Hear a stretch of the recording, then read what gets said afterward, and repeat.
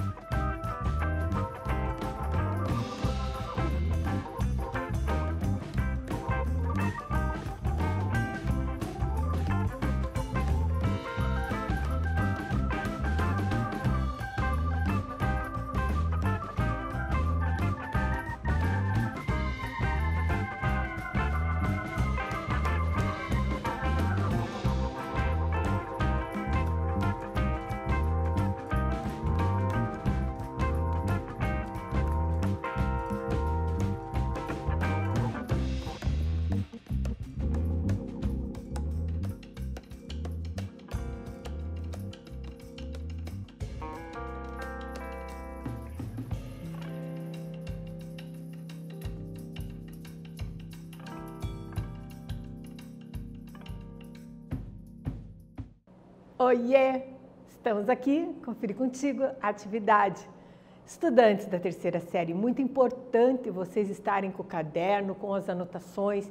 Se tem dúvida, volta no texto, dá uma relida, né? É importante essa retomada do texto em si para a conferência da atividade. Eu coloco para você aqui, ó. É um narrador em terceira ou primeira pessoa? O que você acha? Ela entrou na ponta dos pés, tirou os sapatos para subir a escada. Como que eu sei quando o narrador é em terceira ou primeira pessoa, prof? Como você sabe, olhando os verbos e os pronomes. Eu digo ela, eu, tu, ele terceira, ela terceira pessoa, do singular. Aí eu olho o verbo, ó, tirou. Quem é que tirou? Ela, de novo. Então eu sei que está na terceira pessoa. Logo, na minha resposta, eu digo, é um narrador em terceira pessoa. Eu identifico assim. Na letra B, eu te pergunto, é onisciente? Sabe tudo que a personagem faz, pensa? Como que difere narrador onisciente de narrador observador? O narrador observador está ali do ladinho, ó, só olhando. Ela estava andando. Agora, o narrador onisciente, ó, ele sabe tudo. Então, ela entrou na ponta dos pés. O terceiro degrau rangia. Observe que ele sabe tudo o que se passa na história. Então, essa é a grande diferença de narrador onisciente para narrador observador. Conferido aí? Continuando com a leitura do conto. Assustado com o grito, o gato fugiu espavorido pela escada abaixo. Ela prosseguiu sem pressa, arrastando os pés. O quarto estava iluminado. Empurrou a porta. Acordada ainda, mãe? A mulher fez girar a cadeira de rodas e ficou de frente à porta. Vestia uma camisola de flanela e tinha um casaco de tricô atirado nos ombros. Os olhos, empapuçados, reduziam-se a 2 riscos pretos na face amarela.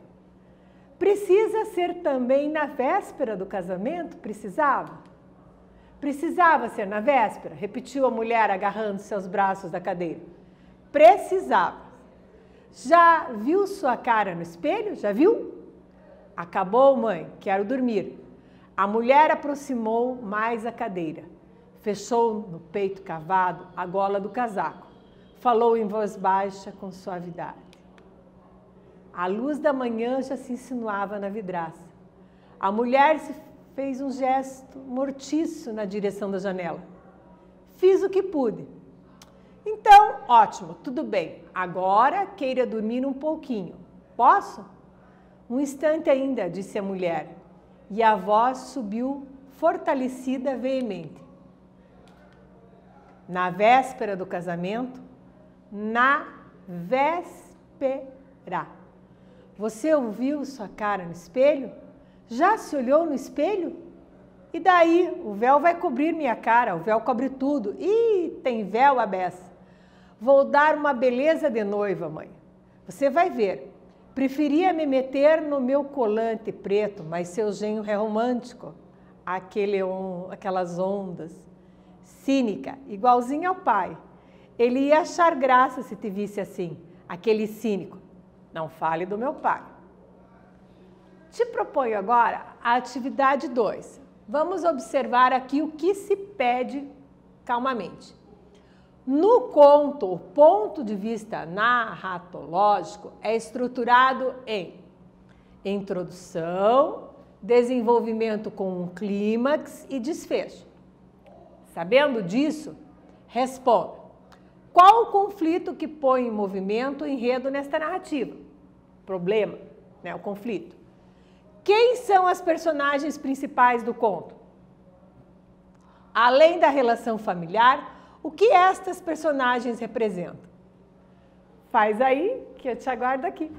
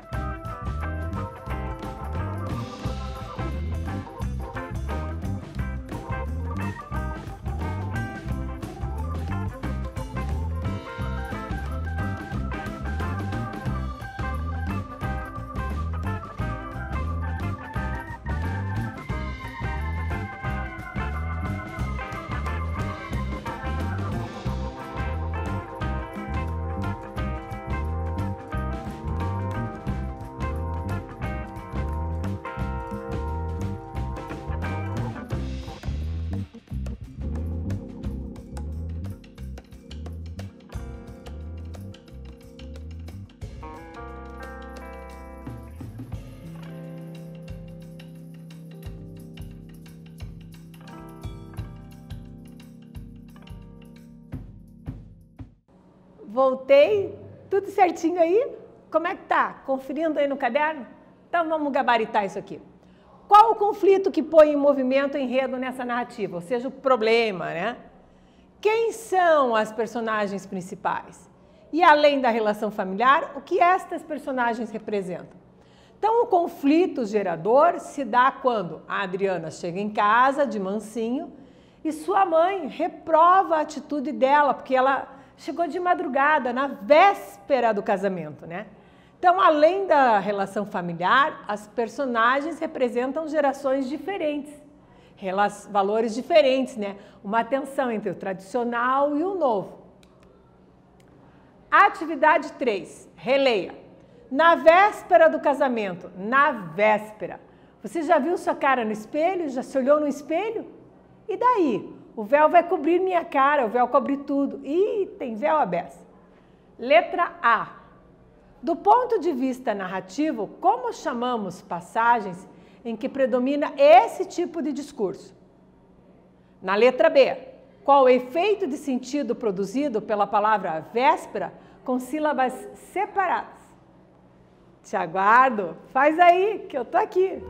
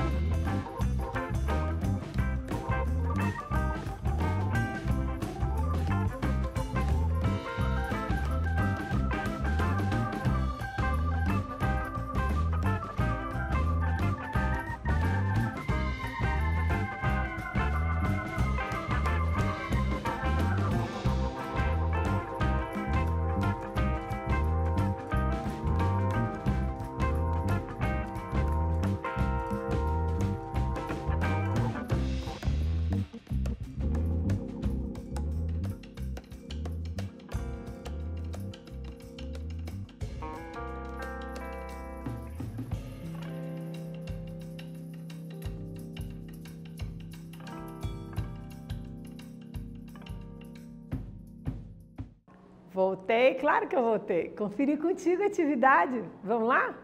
Então, olha só. Eu te perguntei aqui, ó, do ponto de vista narrativo, como chamamos passagens em que predomina esse tipo de discurso? Esse discurso aqui, como chama? Ah, muito bem. Discurso direto. Então, olha que interessante. Quando predomina na narrativa o discurso direto, nós estamos diante da cena. E quando predomina o indireto, nós estamos acompanhando um relato. Então, aqui com a voz da personagem, né? Parágrafo, travessão, direitinho, é a cena. Na letra B, eu te perguntei, qual o efeito de sentido produzido pela palavra véspera, dita assim, ó, véspera. E o que você observou? Ó, na véspera. Então, o efeito de reforçar a indignação da mãe, né? Mas na véspera. Mais ou menos isso, percebeu? E ótimo. Continuando a leitura do nosso conto. Falo na véspera do casamento, na véspera ou no dia seguinte, que diferença faz? A mulher sacudiu-se na cadeira. Às vezes nem acredito. Uma filha assim, eu não acredito. A moça esfregou os olhos congestionados. O rímel das pestanas deixou nas pálpebras 2 grossos aros de carvão. Sou ótima mãe, uma ótima menina, é o que todo mundo diz. A mulher quis abotoar o casaco, faltavam botões, fechou a gola na mão. Por que não se casa com ele, hein? Vamos, Adriana. Por que não se casa com ele? Com ele quem? Com esse que acabo de te deixar no portão? Porque ele não quer, ora. Ah, porque ele não quer, repetiu a mulher. Parecia triunfante. Gostei da sua franqueza, porque ele não quer. Acabou, querida? Quero dormir. Um galo tentou prolongar mais seu canto e o som saiu difícil, rouco. A mulher fez um movimento de ombros e o casaco escorregou para o assento da cadeira. Apontou a cômoda.